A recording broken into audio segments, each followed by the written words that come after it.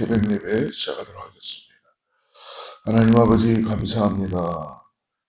우리 안에 많은 염려와 근심과 걱정이 우리에게 몰려올 때가 있습니다.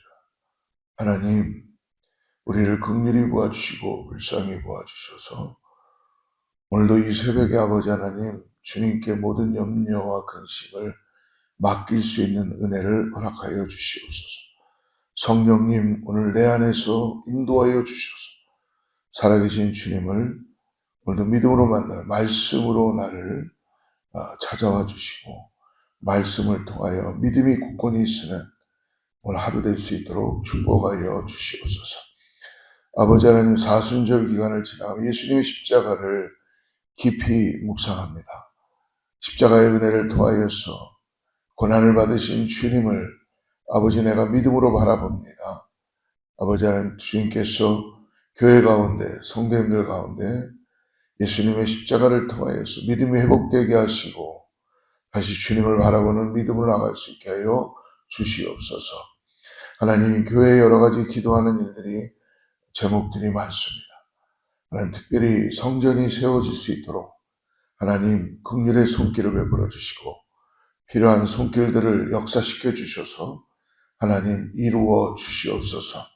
오늘 말씀하여 주셔서 아버지 하나님 사순절 33일차 주님께서 오늘 우리에게 은혜를 더하게 하여 주시옵소서.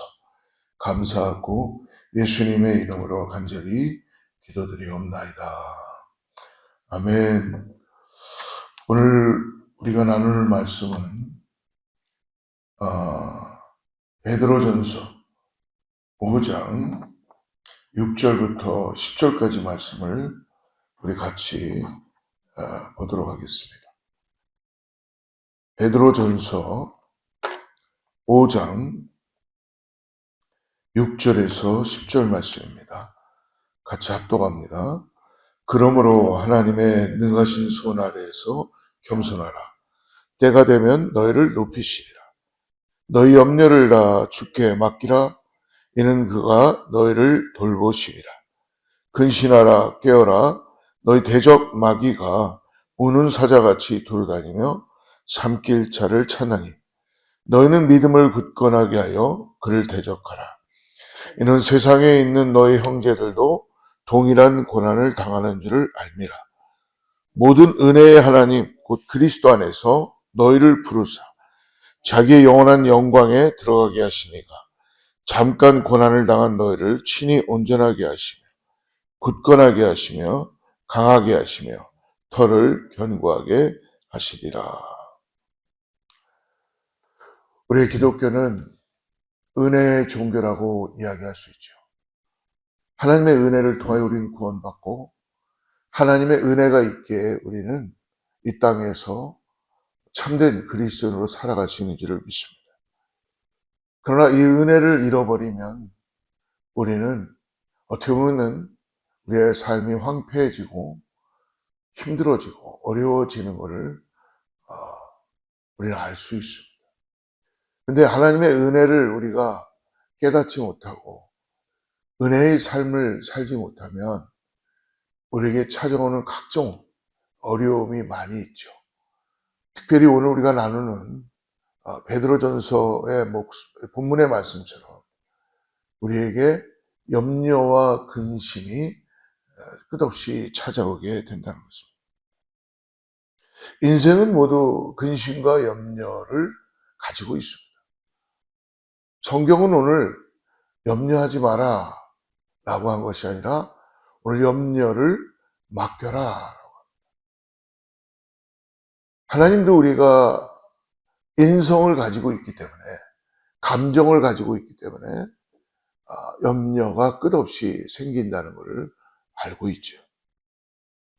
젊은이나 늙은이나 매한가지로 염려가 있습니다. 특별히 오늘 베드로전서에서 베드로 사도는 젊은이들이 높아지려는 일이나 장로들이 하나님의 맡기신 양무리를 돌보는 일에 있어서 하나님의 도우심을 통하여서 은혜를 통하여 그 일들을 감당해야 된다는 것입니다. 그러나 이것이 하나의 염려가 되고 또 하나의 내가 해야 되는 나의 부담으로 근심으로 다가오면 안 된다는 것이죠. 오늘 읽었던 말씀 중 특별히 베드로전서 5장 1절에서 이렇게 말씀합니다. 너희 중 장로들에게 권하노니 나는 함께 장로된 자요 그리스도의 고난의 증인이요 나타날 영광에 참여할 자니라. 2절 너희 중에 있는 하나님의 양무리를 치되 억지로 하지 말고 하나님의 뜻을 따라 자원함으로 하며 더러운 이득을 위하여 하지 말고 기꺼이 하며 염려와 근심이 가득 차서 너의 어떤 힘과 너의 능력과 너의 어떠함으로 하지 말고 하나님의 은혜로 양무리 맡겨진 사명을 감당하라는 것이죠. 또 하나 5장 5절에 보니까 젊은 자들아 이와 같이 장로들에게 순종하고 다 서로 겸손으로 허리를 동이라. 순종과 그리고 겸손을 동일시 놓고 있습니다. 하나님은 교만한 자를 대적하시되 겸손한 자들에게는 은혜를 주십니다. 동일하게 젊은이들에게도 말씀해 주시는 것입니다. 하나님의 은혜로 순종해야 된다는 것입니다.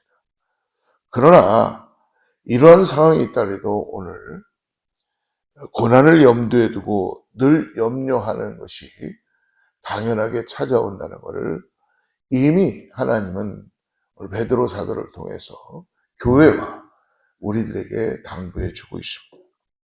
이런 인생들에게 오늘 특별히 오늘 우리 교재를 보니까 33일차 사순절 40일 제목이 염려와 근심이에요. 삶을 내가 끌고 가려는 죄. 염려와 근심도 죄라는 것이죠. 중심절이 7절인데요. 우리 7절 말씀 보십시오. 너희 염려를 다 주께 맡기라. 이는 그가 너희를 돌보십니다.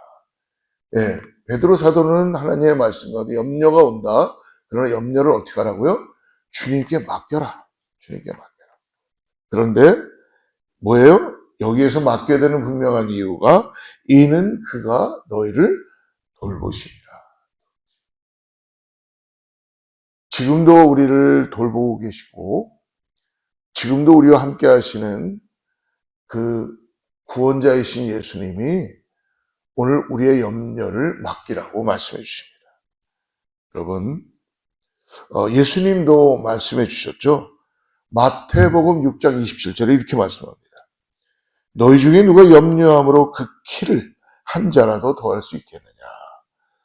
또 마태복음 6장 34절에 그러므로 내일 일을 위하여 염려하지 말라. 내일 일은 내일이 염려할 것이요. 한날의 괴로움은 그날의 족하니라. 그런데도 인생들은 우리들은 늘 염려하고 근심하니 이것이 우리의 오늘 약점이 된다. 약점. 습관적으로 염려하는 모습들이 우리에게 있다는 것입니다. 한번 언젠가 나눴습니다. 어떤 한 권사님이 약국에 가셨어요. 그래서 약을 찾으시는데 감기약을 달라고 하는 거예요. 그 약사가 보니까 권사님이 감기도 걸리지 않으시고 아주 멀쩡하세요. 권사님 괜찮으신데 왜 감기약을 찾으십니까? 그래서 말씀하시기를 내가 혹시 감기가 걸릴까봐 미리 약을 사서 먹으려고 합니다. 아직 감기가 내 몸에 들어오지도 않았는데도 사람은 심리적으로 이 권사님은 감기약을 먹어두면은 감기가 안 들어올 거다, 안 걸릴 거다라고 생각한다는 것이죠. 우리가 얼마나 인생을 살면서 염려와 근심을 먼저 하고 있다는 것입니다. 이것이 우리의 약점이 되는 것입니다. 여러분, 대적 마귀가 우는 사자와 같이 두루다니며 삼킬 자를 찾는다라고 말씀합니다. 누구를 찾겠어요? 여러분, 사자가 사냥하는 습관을 보셨나요? 사자는 여러분 무리 중에 우두머리를 사냥하지 않습니다. 힘센 동물을 사냥하지 않아요. 뒤에 처져 있거나 아니면 어린 갓 태어난 새끼를 사냥하지요. 결코 날렵하고 건장한 먹이를 노리지 않습니다. 약점이 노출되어 있는 먹잇감을 노린다는 것입니다. 여러분, 이와 같이 마귀가 노리는 영혼도 마찬가지입니다. 오늘 우리가 근신하여 깨어있지 못하면, 믿음이 충만하지 못하면 예수 그리스도가 내 안에 함께 하시고 나를 구원하시며 나의 주인이시고 나의 삶을 인도해 가시며 성령이 내 안에서 역사하신다는 그 완전한 믿음을 가지고 맡기는 신앙으로 나가지 못하면, 즉 성령 충만하지 않은 상태의 오늘 성도들을 노린다는 거예요.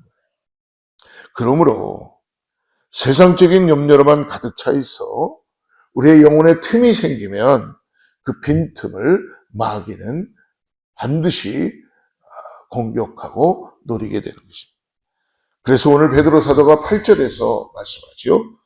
근신하라, 깨어라, 너희 대적 마귀가 우는 사자같이 두루다니며 삼킬 자를 찾는다. 여기서 중요한 말씀이 뭐예요? 근신하여 깨어 있어야 된다.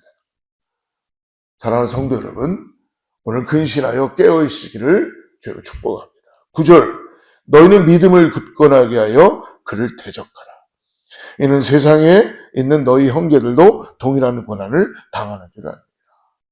무엇입니까? 믿음을 굳건하게 하여 그를 대적하라는 것입니다. 믿음을 굳건하게 하여 그를 대적하라.